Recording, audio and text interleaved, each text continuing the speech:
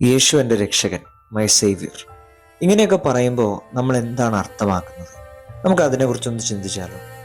രക്ഷ എന്നാൽ പൊതുവെ ഒരു അപകടത്തിൽ നിന്നുള്ള ഒരു പുറത്തുവരലാണ്. ഫോർ എക്സാമ്പിൾ, ഈജിപ്തിൻ്റെ അടിമത്തത്തിൽ നിന്ന് ഇസ്രായേൽക്കാരെ പുറത്തു കൊണ്ടുവന്നപ്പോൾ ദൈവം അവരെ രക്ഷിച്ചു എന്ന് നമ്മൾ പറയും. പക്ഷേ അടിമത്തത്തിൽ നിന്നുള്ള സ്വാതന്ത്ര്യം മാത്രമാണ് രക്ഷയെങ്കിൽ ചെങ്കടൽ മുറിച്ചു കടന്നപ്പോൾ തന്നെ അവർ രക്ഷപ്പെട്ടു എന്ന് പറയാം. പക്ഷേ ദൈവം അവരെ വാഗ്ദത്ത നാട്ടിലേക്ക് കൊണ്ടുപോയി. പുറപ്പാട് പുസ്തകത്തിൽ കുറെ കാലങ്ങളായി ഈജിപ്തിൽ അടിമപ്പണി ചെയ്യുന്ന ഇസ്രായേൽക്കാരുടെ കേസെടുത്താൽ അവർ അവരുടെ ദൈവത്തെ മറന്നുപോയിരുന്നു. അവരുടെ അടിമാവസ്ഥയെ നോർമലൈസ് ചെയ്ത് അവരുടെ തന്നെ ഐഡന്റിറ്റി അവർ മറന്നുപോയി. സോ ഇതിൽ നിന്ന് അവരുടെ ശക്തി ഉപയോഗിച്ച് പുറത്തു വരാൻ അവർക്ക് പറ്റില്ല.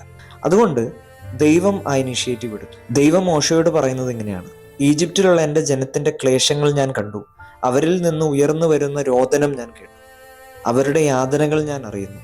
ഈജിപ്തുകാരുടെ കയ്യിൽ നിന്ന് അവരെ മോചിപ്പിക്കാനും അവിടെ നിന്ന് ക്ഷേമകരവും വിസ്തൃതവും തേനും പാലും ഒഴുകുന്നതുമായ ഒരു ദേശത്തേക്ക് അവരെ നയിക്കുവാനുമാണ് ഞാൻ ഇറങ്ങി വന്നിരിക്കുന്നത്. സോ രക്ഷ ഒരു ഇല്ലായ്മയിൽ നിന്ന് ഒരു ഉണ്മയിലേക്കുള്ള ട്രാൻസിഷനാണ്. സ്വാതന്ത്ര്യമില്ലായ്മയിൽ നിന്ന് വാഗ്ദാന നാട്ടിലെ പരിപൂർണതയിലേക്ക്, അതായത് ഫ്രീഡം ഫ്രമിൽ നിന്ന് ഫ്രീഡം ടൂയിലേക്ക് ഉള്ളൊരു നീക്കം. അപ്പോൾ ഈ സെൻസിൽ രക്ഷ എന്നത് തിന്മയെ മറികടന്ന് പൂർണ്ണ ജീവൻ നേടുക എന്നുള്ളതാണ്. ഇനി നമുക്ക് കുറച്ച് റിയാലിറ്റി നോക്കാം. നമ്മുടെ സ്വന്തം കാര്യം എടുക്കാം. ഇപ്പം നമ്മൾ പഠിക്കുന്നതും പണിയുന്നതും വെട്ടിപ്പിടിക്കുന്നതും ഒക്കെ എന്തിനാണ്? കുറച്ച് കഴിയുമ്പോൾ വാർദ്ധക്യം നമ്മെ ബാധിക്കും, അല്ലെങ്കിൽ രോഗികളാവും, അല്ലെങ്കിൽ എന്തായാലും നമ്മളൊക്കെ മരിക്കും. മനുഷ്യന്റെ ആഗ്രഹങ്ങൾ നിത്യതയേക്കാൾ വലുതാകണമെങ്കിലും മരണവും സഹനവും ഒക്കെ നമ്മുടെ ജീവിതത്തിന്റെ അർത്ഥം തന്നെ ഇല്ലാതാക്കുന്ന പോലെ തോന്നും. ക്രയോണിക്സ്, ട്രാൻസ്ഹ്യൂമനിസം, സിനിമ, ലിറ്ററേച്ചർ, ഇതൊക്കെ വെച്ച് നമ്മൾ ഈ ബോഡിലി ലിമിറ്റേഷൻസിനെ മറികടക്കാൻ ശ്രമിക്കുമെങ്കിലും നമുക്കത് പറ്റില്ല.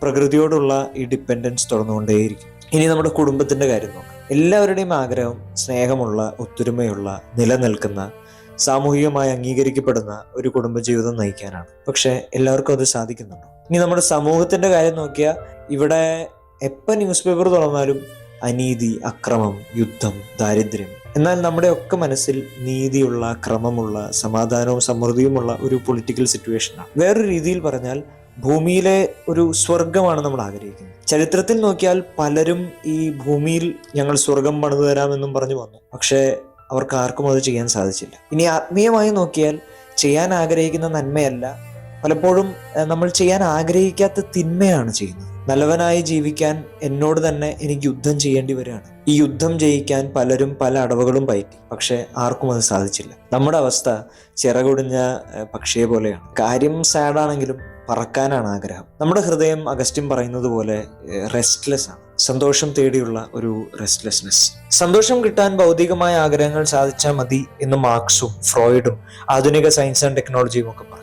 ആഗ്രഹം തന്നെ വേണ്ട എന്ന് വെക്കുന്നതാണ് നല്ലതെന്ന് ശ്രീ ബുദ്ധൻ പറഞ്ഞു. അതല്ല, ആത്മസംയമനം, റാഷണലായുള്ള തീരുമാനം, ഇതൊക്കെയാണ് സന്തോഷത്തിനുള്ള ആദ്യത്തെ പടികളെന്ന് മറ്റു ചിലർ പറഞ്ഞു. ഈ ലോകം ഇങ്ങനെയാണ്, ഇവിടെ സന്തോഷം ആഗ്രഹിക്കുന്നതാണ് ഏറ്റവും വലിയ മണ്ടത്തരമെന്ന് മറ്റു ചിലർ പറഞ്ഞു. നമ്മൾ ആരാണെന്നും നമ്മുടെ പവർ എന്താണെന്നും മറ്റുള്ളവരെ കാണിച്ചില്ലെങ്കിൽ സന്തോഷം കിട്ടാൻ ഒരു വഴിയുമില്ലെന്ന് ഫ്രെഡറിക് നീഷെ പോലുള്ളവർ പറഞ്ഞു.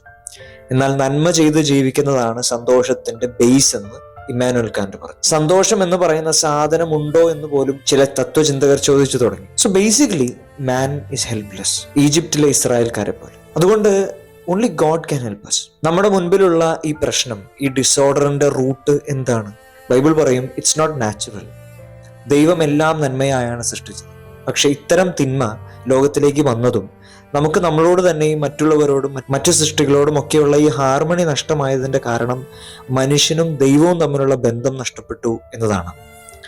മനുഷ്യൻ തന്റെ സ്വാതന്ത്ര്യം ദുരുപയോഗം ചെയ്ത് എനിക്കിനി ദൈവത്തിന്റെ ആവശ്യമൊന്നുമില്ല എന്ന് പറഞ്ഞ് ചെയ്ത പാപം, the root of all evil. ഷർട്ടിന്റെ ആദ്യത്തെ ബട്ടൺ തെറ്റിച്ചിട്ടാൽ ബാക്കി എല്ലാ ബട്ടൺസും തെറ്റുന്ന പോലെ ലോകത്തിന്റെ ക്രമം തെറ്റി. തന്റെ വിഹിതം വാങ്ങി ഇനി എനിക്ക് അപ്പന്റെ ആവശ്യമൊന്നുമില്ല എന്നും പറഞ്ഞ് വീട് വിട്ട് ഇറങ്ങിപ്പോയ ആ ധൂർത്തപുത്രനെ പോലെയായി മനുഷ്യൻ. നമ്മുടെ സ്വാതന്ത്ര്യത്തെ വളരെ സീരിയസ് ആയി എടുക്കുന്ന നമ്മുടെ അപ്പൻ നമ്മളെ നമ്മുടെ പാട്ടിന് വിട്ടു. ഇതുവരെ ഇത്തിരി ഡാർക്കാണ് അല്ലേ? പക്ഷെ ഒരു ട്വിസ്റ്റ് ഉണ്ട്.